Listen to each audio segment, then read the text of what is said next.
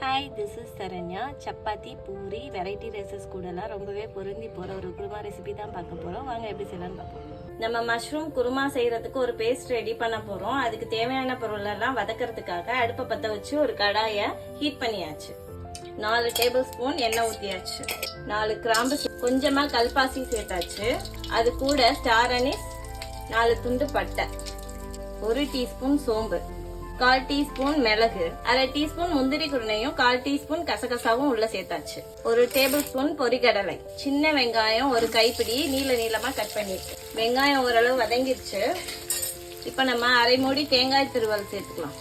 நம்ம பட்டை, சோம்பு, கிராம்பு எல்லாத்துக்கூடையும் தேங்காயும் சேர்த்து நல்லா வதக்கியாச்சு. ரொம்ப நேரம் வதக்க கூடாது.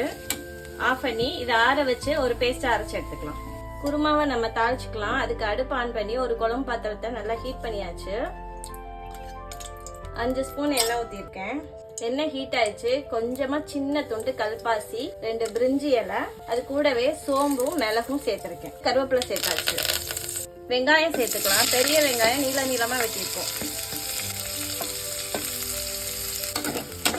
வெங்காயம் ஓரளவு வதங்கிடுச்சு.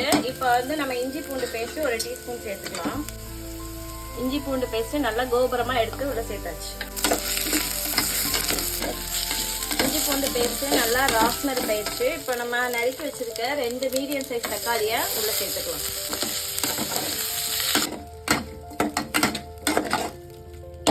தக்காளி கொஞ்சம் வதங்கிருச்சு. இது கூட நம்ம இப்போ மஞ்சள் தூள் சேர்த்துக்கலாம். துளியோண்டு மஞ்சள் தூள், மிளகாய் தூள் சேர்த்துக்கலாம். 1/2 டீஸ்பூன் சேர்த்துருக்கேன். 2 டீஸ்பூன் மல்லித்தூள். இப்போ நம்ம காளானை சேர்த்துக்கலாம். இது 2 பாக்கெட் காளான், 400 கிராம். இது கூடவே உப்பு சேர்த்து நல்லா கலந்து விட்டுக்கலாம். மஷ்ரூம் நல்லா வதங்கிருச்சு. நல்லா மாய்ஸ்சர் வந்துருச்சு. இப்போ நம்ம ஒரு 1/2 லிட்டர் பக்கமா தண்ணி சேர்த்துக்கலாம். நம்ம தாளிச்ச குழம்பு நல்லாவே கொதி வந்துருச்சு.